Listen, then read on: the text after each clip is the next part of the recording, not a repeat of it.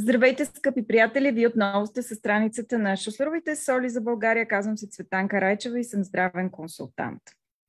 Днес ще отделим време на една изключително важна за вас тема. Казвам, че е важна, защото почти ежедневно получаваме въпроси относно проблемите на щитовидната жлеза и как да се справите с конкретни заболявания. Днес ще отделим специално внимание на едно от най-често разпространените заболявания, за които ежедневно ни питате, тъй като самата тема за здравето на щитовидната жлеза е изключително обширна.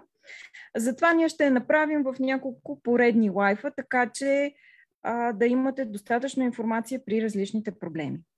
С нас отново е доктор Василка Юрукова, Шуслеров терапевт и лекар-хомеопат.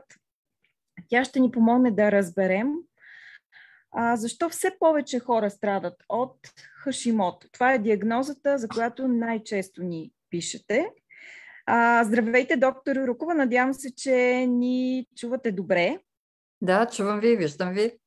Здравейте. Прекрасно, прекрасно. Виждам, че и лайфът тръгна добре. Вече имаме достатъчно много хора на линия. Само ще помоля да ни подадат сигнал дали ни виждат и ни чуват добре. Надявам се, че няма никакви технически проблеми.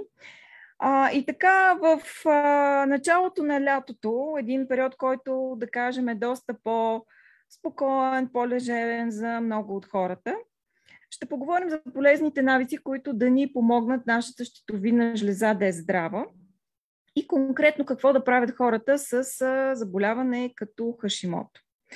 На първо място, за тези от вас, които не знаят, нека да обясним, доктор Юрукова, какво представлява това заболяване и в аванс да попитам какво е лично вашето обяснение като лекар, който се среща ежедневно с много пациенти, за огромното разпространение на този здравословен проблем. Заболяването, болестта на Хашимото, това е може би едно от най-честите автоимунни заболявания на щитовидната жлеза, като то е най-честата причина за ниска функция, за слаба функция на щитовидната жлеза, защото когато прогресира във времето, то задължително води до подобна ниска функция на жлезата. Всъщност, това е едно заболяване, при което жлезата започва да произвежда антитела срещу, по-точно тялото започва да произвежда антитела срещу собствената си щитовидна жлеза и на практика започва да я унищожава. И именно в резултат на това унищожение на жлезата, след време тя престава да е в състояние да образува хормони и започват така проблеми от ниската функция на жлезата. А всъщност щитовидната жлеза е една от най-важните в тялото. Няма най-важна, но тя е една от най-важните и реално усложненията, които се наблюдават в резултат на Хашимото, са от околни тъкани и органи, а не от самата жлеза. Разбирам. Всъщност, може би има много хора, които, как да кажа, не могат да познаят първите симптоми, т.е. още не могат да разберат, че имат проблем. По какво да се ориентират, че трябва да бъде изследвана щитовидната жлеза? Това е най-трудната част. Затова, защото щитовидната жлеза, тогава, когато заболее от болестта на Хашимото, тя не дава някакви симптоми самата тя. Тоест, човек не може да се ориентира по това, че го боли щитовидната жлеза, че нещо го стяга, че има някакви оплаквания от нея, а по-скоро има други симптоми, които често изобщо не карат човек да търси помощ. Така, например, една от най-честите случаи, това е когато една жена започне да има много обилен косопат. И обичайно първият човек, към който тя се обръща, не е лекар, а е фризьори. И фризьорката започва да прави различни терапии, различни ампули, различни маски, но в крайна сметка няма подобрение, ако този косопат става все по-силен, изобщо не е сезонен, той е постоянен. Също така, едни от първите хора, които установяват, че нещо не е наред с нас, това са нашите козметички. Особено когато кожата започне да става изключително суха и когато кожата просто става и много чувствителна. Започва да се зачервява, започва да реагира на всякакви кремове, а всъщност става въпрос за Хашимото с много силно количество, голямо количество антитела, при което кожата свръхреагира и е много суха, независимо от това каква терапия прилагаме. И се налагат огромни грижи, за да може тя да бъде поддържана, що годе в някаква хидратация.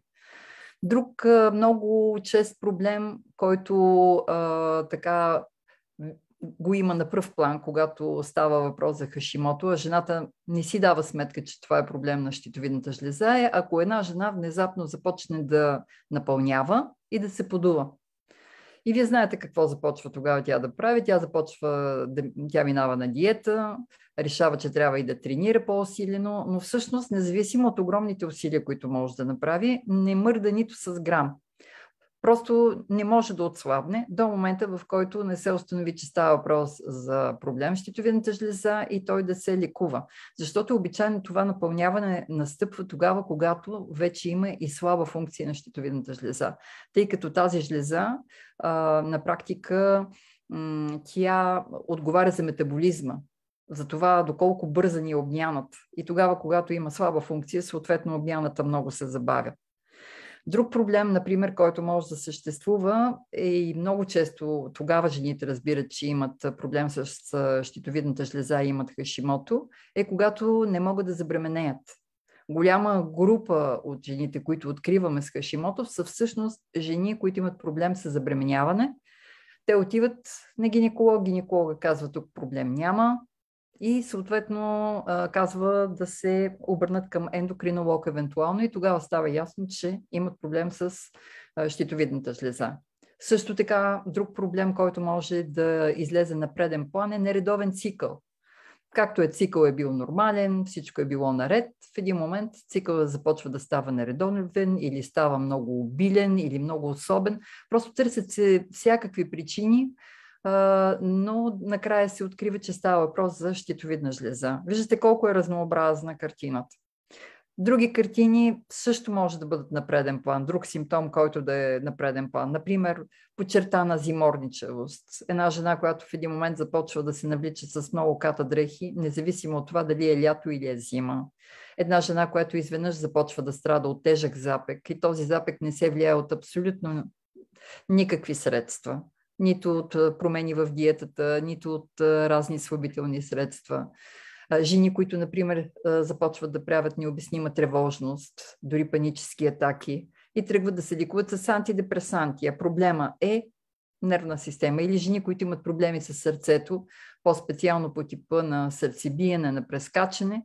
И там кардиолога е първия, който им казва, вижте, сърцето ви е добре, то е съвсем здраво. Според мен трябва да погледнем щитовидната жлеза. Тоест много са разнообразни симптомите и на практика се оказва, че точно защото са много разнообразни, те изобщо не са свързани с щитовидната жлеза, нали, на пръв поглед и жената доста късно стига до диагноза и съответно до лечение. Разбирам. Според вас, от вашата практика, това, което виждате ежедневно в работата с пациентите, на какво се дължи този бум на заболявания като Хашимото? Какво е вашето обяснение?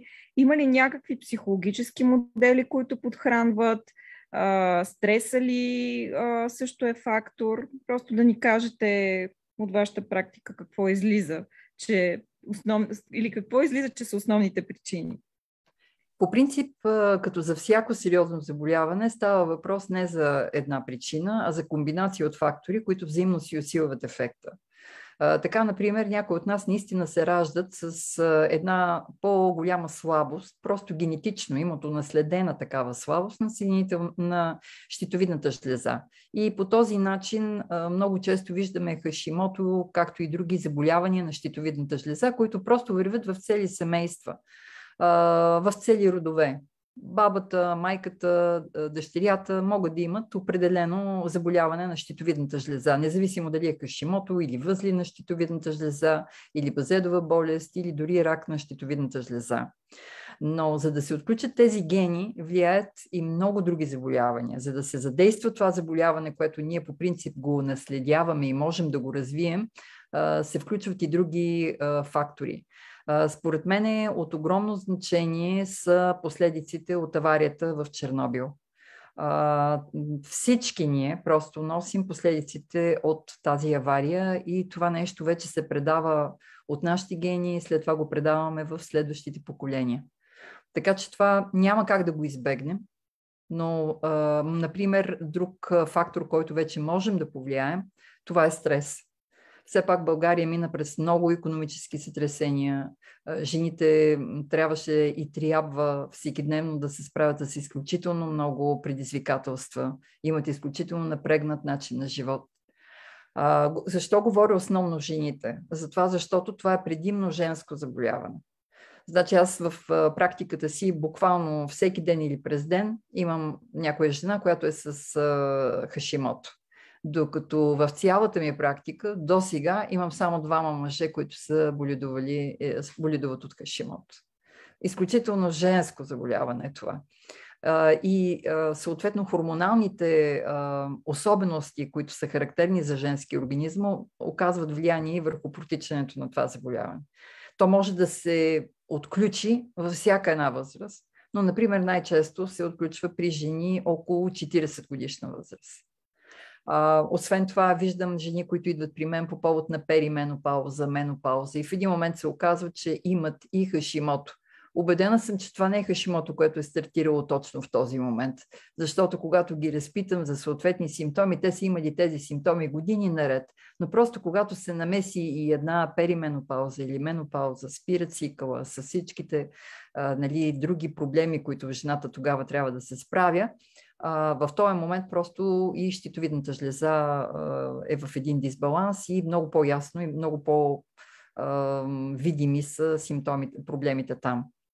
За мен е най-така шокиращо нещо друго, което обаче виждам. През последните години все повече виждам и идват при мен дечица с Хашимото. Тинейджерки с Хашимото, на 14, на 15 години с Хашимото и то не просто с Хашимото, а вече с Хашимото, но и ниска функция на жлезата, при което се налага заместително хормонално лечение. Най-младата ми пациентка с Хашимото е една първокласничка, 7-годишно дете. Това звучи изключително тревожно, наистина. Наистина и от особено значение също така е състоянието на червата на хората, по-специално на пациентите, които след това заболяват от Хашимото. Наличието на пропускливи черва, наличието на инфекции там, тези неща оказват огромно влияние също така върху развитието на проблеми с щитовидната жлеза и по-специално на Хашимото. При положение, че имаме Хашимото, какво можем да направим, за да се поддържаме в добро състояние? Как въобще този автоимунен процес можем да го спрем? Можем ли да го спрем реално? Реално можем да направим живота си така, че да можем да намалим наистина антителата. Това, например, в традиционната медицина не може да се постигне. В традиционната медицина се казва, това е заболяване до живот, след като имате Хашимото, ще чакаме докато жлезата вече не може да произвежда достатъчното количество хормони и ще даваме заместително хормонално лечение, което ще бъде до живот. И това са нещата, които всъщност казва ендокринолога, когато се обърнете към него.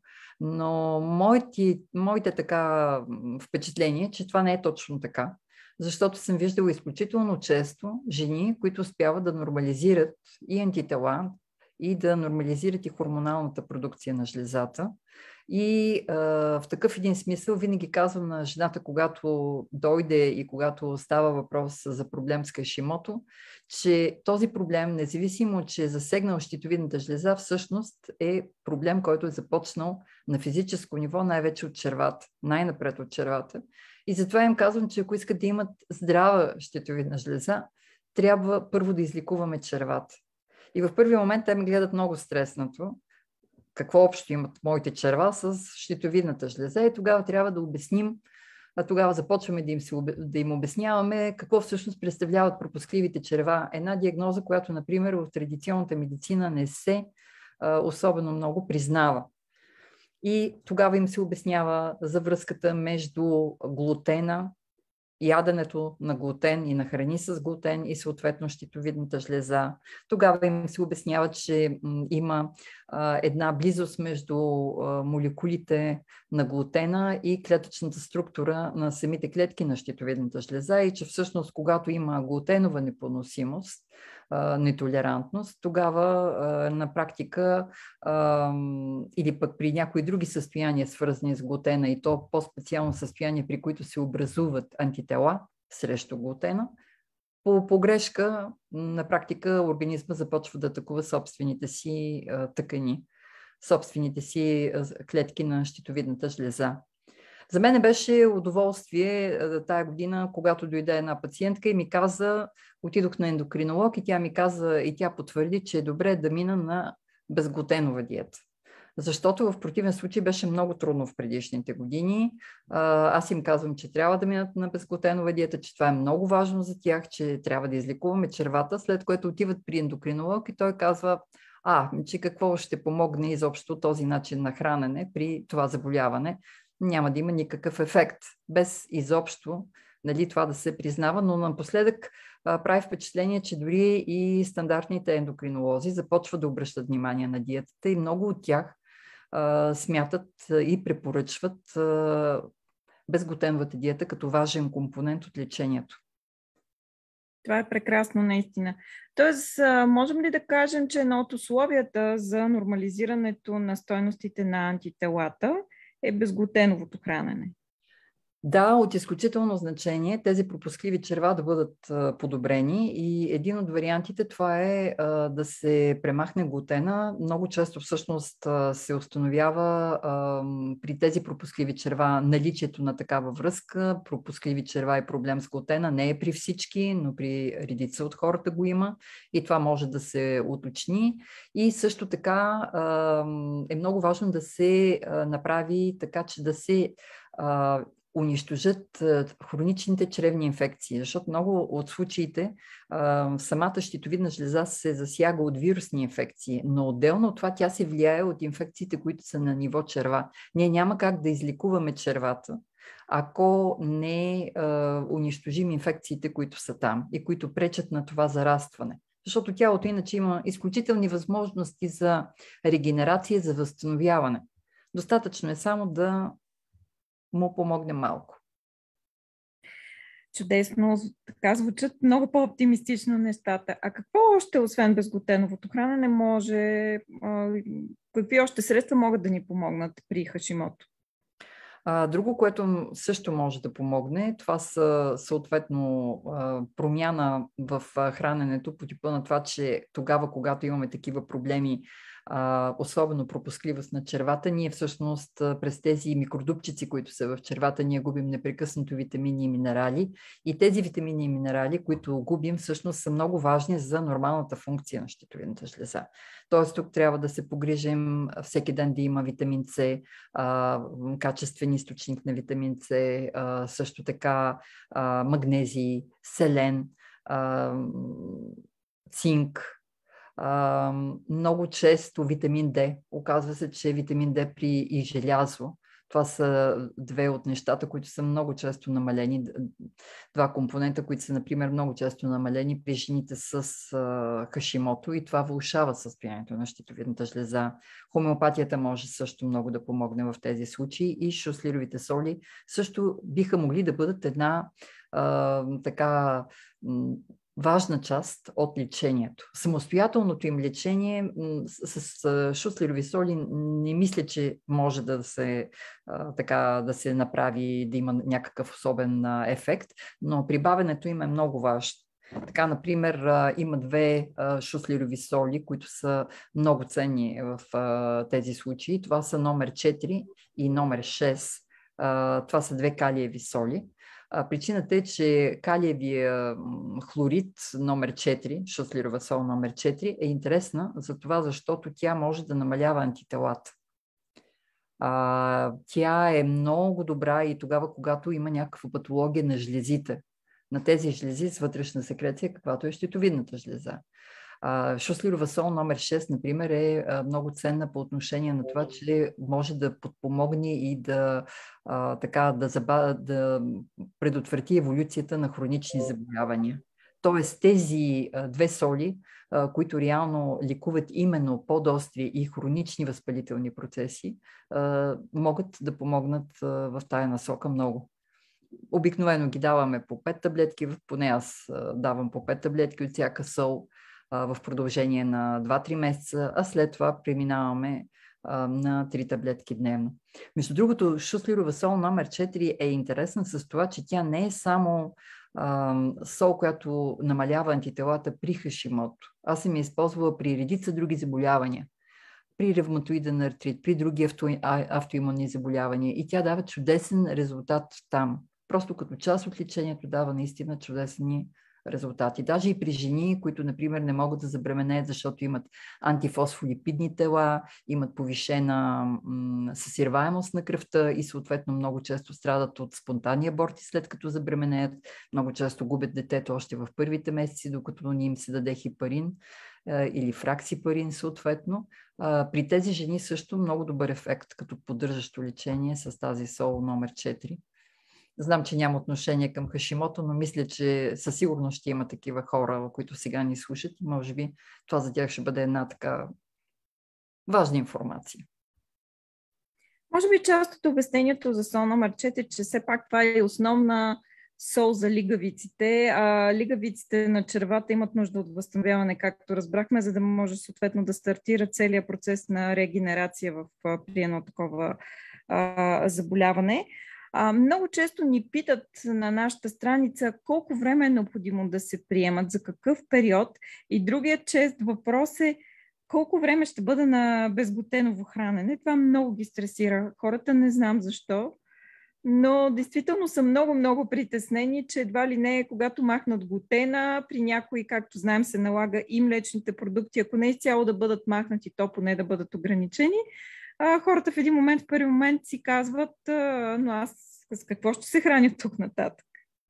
Да, това е най-честият въпрос, който ми се задава. И обичайно тогава им казвам, можете да дадете един много вкусен безглутенов хляб. Започваме да си раздаваме рецепти, да си обясняваме какъв точно да е, как точно да е направен. Между другото, всички тези неща аз съм ги описала в моята книга "Живот без алергии".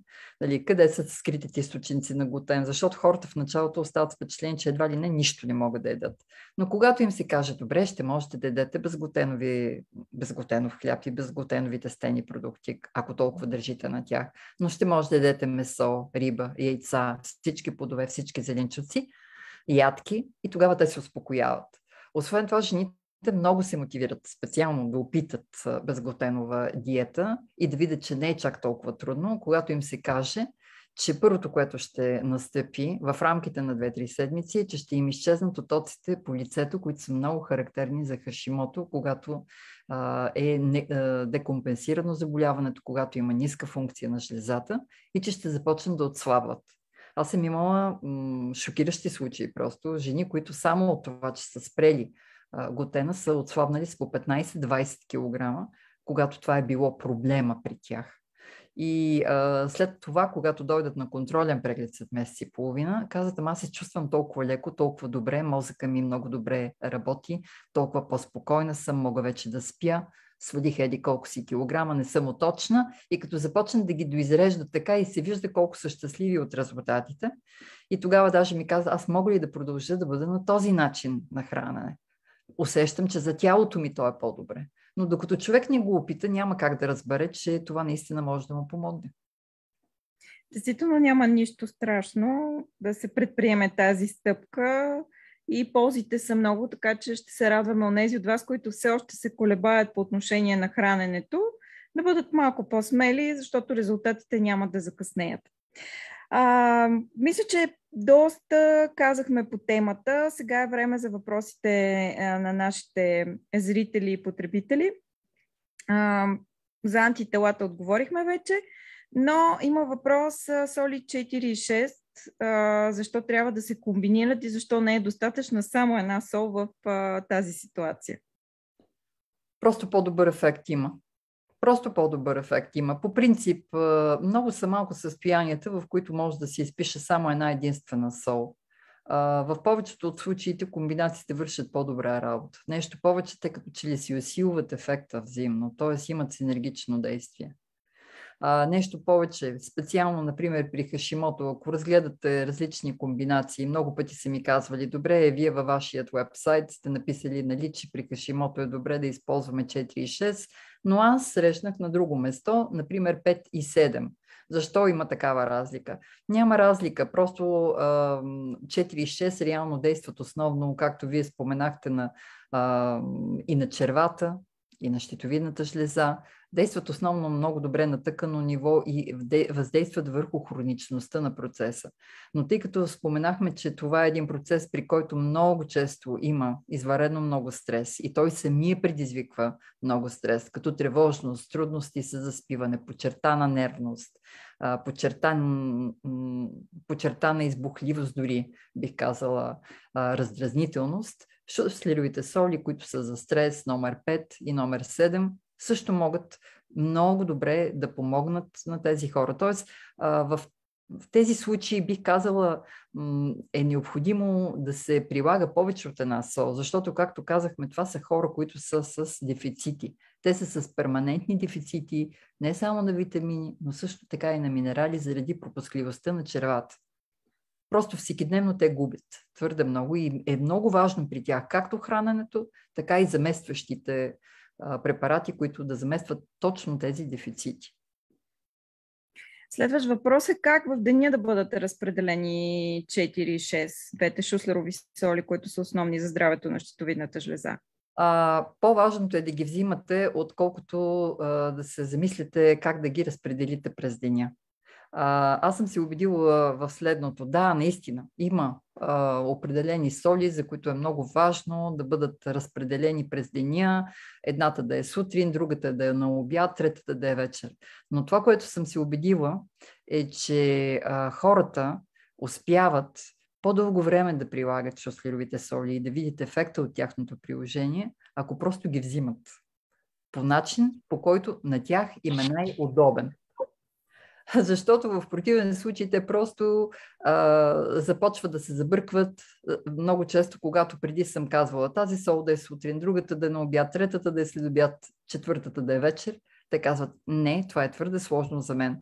Просто би ги окуражила просто да опитат, а не, няма никакво значение дали ще е преди обяд или след обяд. Тогава, когато успеят да ги вземат. Разбирам. А към 4 и 6, които са основни за щитовидната жлеза, вие споменахте, че има и доста пациенти, които са много тревожни и като цяло за пациентите с проблем като Хашимото, магнезия, един от минералите, които изключително много липсва. Можем ли да добавим и шустерова сол номер 7, която е магнезиевата сол и има този също така релаксиращ и отпускащ ефект за онези, които, например, имат проблеми с съня, прекалено са натоварени, прекалено много се притесняват от така много неща и детайли в живота им? Определено тази шуслирова сол номер 7 е сол, която ще помогне магнезия, който влиза в тялото под формата на таблетки магнезии, под формата на храна, която съдържа магнезии, да се усвои много по-добре. Ще помогне на тези жени да се отпуснат, да могат да заспят по-лесно. И ето, например, това е една от солите, за които е много важно тя да се взима по-скоро вечер. Просто защото това е момента, в който тялото трябва да се отпусне и една топла чаша с вода, в която са разтворени тези шуслирови соли, шуслирова сол номер 7, таблетките, ще помогнат на жената много, много по-лесно да заспи и да се отпусне. Просто защото като топла седмица, както ние наричаме, ефектът е доста по-добър. Докато шуслировата сол номер 5, която трябва да даде енергия на тялото, е по-добре да се използва през деня. Но това е едно от малкото случаи, в които наистина е най-добре да се използва дадена сол, по-скоро през деня, нали, просто защото специално номер 5, аз лично я давам на пациентките ми сутрин, ако не могат да се събуждат, и някъде около обяд още една доза, когато усетят, че просто батериите им са на изчерпване и трябва да се презаредят. Вместо с едно кафе, просто могат да го правят с шуслирова сол номер 5. Чудесно, благодаря ви, доктор Юрукова. Мисля, че дадахме много ценна информация тази вечер. Ще продължим да говорим отново за други теми, свързани с щитовидната жлеза. Съдейки по въпросите, има наистина най-различни посоки, като хиперфункция се интересуват хората, интересуват се от възли на щитовидната жлеза. Ще се постараем наистина да сме максимално изчерпателни в следващи лайфове. А сега е важно да обобщим, че онези от вас, които страдат от Хашимото, могат да използват соли 4 и 6 като основна терапия, могат да добавят соли 5 и 7, за да са по-енергични и по-спокойни. Заедно с това да си набавят необходимите витамини, минерали и много важен съвет е да преминат на безглутеново хранене. Мисля, че нищо важно не изпуснах за тези, които са се включили малко по-късно. Разбира се, този лайф остава на страницата на Шустеровите соли, както винаги можете да го видите и по-късно, можете да зададете вашите въпроси по-късно. Напомням ви също така, че Шустеровите соли се продават само в аптеките, за да имате резултат. Можете да използвате солите на Немския хомеопатичен съюз, немските оригинални соли, за да можете съответно да видите ефекта от лечението. С доктор Юрукова ще се видим живот и здраве през септември. Пожелавам на нея и на всички вас много хубави летни месеци. Използвайте ги, за да си починете, да се заредите максимално. И онези от вас, които имат това предизвикателство в живота си, каквото е Хашимото, да изградят едни добри навици и много важно от тези навици е да спрем да отлагаме. Ако имаме проблем, нека спрем да отлагаме неговото решение, да си казваме, както много жени, знаете, правят. Ами да, аз от понеделник съм на диета или от другата седмица ще правя това или онова. Здравето наистина си заслужава, така че нека да вземем мерки сега. Доктор Юрукова, финални думи от вас. Пожелавам на всички едно хубаво лято. Наистина лятото е най-хубавия сезон, в който да създадем един нов навик, а защо не и един здравословен навик. Така че пожелавам на всички просто да се заредат със слънце, с хубави емоции и да изградат нещо ново и хубаво, което да им върши работа и през останалата част от годината. Благодарим ви, доктор Юрукова. А вие ни следете през следващите летни месеци, защото сме подготвили още много изненади за вас. Хубава вечер от екипа на Шуслеровите соли. Бъдете здрави и много красиво и слънчево лято. Довиждане, до нови срещи!